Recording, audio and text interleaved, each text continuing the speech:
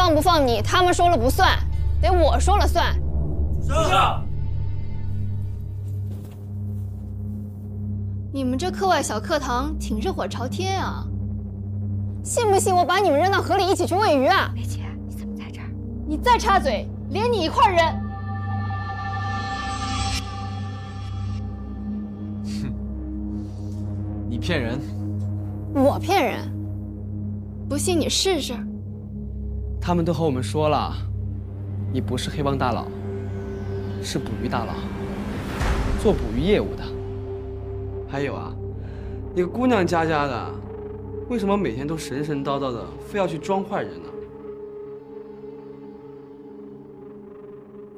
坏人，我不装坏人就会被坏人欺负。好人是不会告诉你们我的故事的。扮作大佬，就会有很多人来欺负我。这批货肯定能卖个好价钱啊！于是我拼命打拼，有了这帮兄弟。死透了吗？是的。废物！跟你们说了多少遍了，大牛他不能搬鱼，他对鱼过敏。诺。哎呀，快！小心点儿。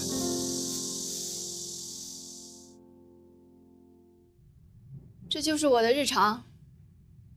怎么样？惊喜吧？那为什么好人要说你是小白花呢？我们俩认识，是有一次我太累，在草地上发呆认识的。那个时候我想转换一下心情，所以造型有点儿……我今天不想跟你讲鱼，我今儿过生日，就想好好的做个文艺女青年。你知道梁朝伟吗？他心情不好的时候就去国外喂鸽子。我今儿就想在大草坪上坐一坐，休息休息。不想跟你说了，行吗？就这样，拜拜。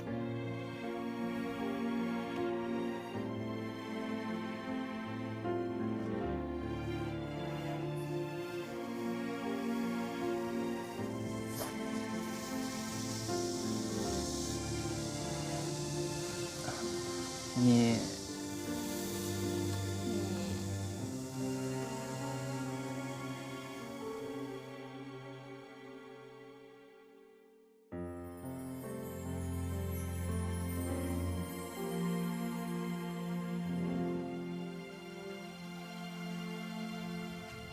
我每一次跟他见面，都装得特文艺。哎，这日子实在痛苦。我脑海里的诗歌用完了，他脑海里的也用完了。我们俩性格不合，这恋爱没法谈了。所以，你跑了？可是他每一次一提起你，他就流眼泪，不但报了警，还找了我们。我原本把你们弄来，就想让你们看看真实世界的我，好让你们回去告诉他，我和他是两个世界的人，我们压根儿不合适。谁说我们是两个世界的人？喵喵，你怎么来了？你回去吧，我不是你喜欢的小白花。我都知道了，一切我都知道了。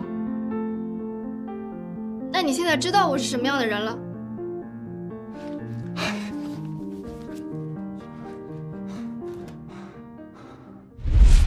哎呀妈呀，喵喵，我忍得老辛苦了。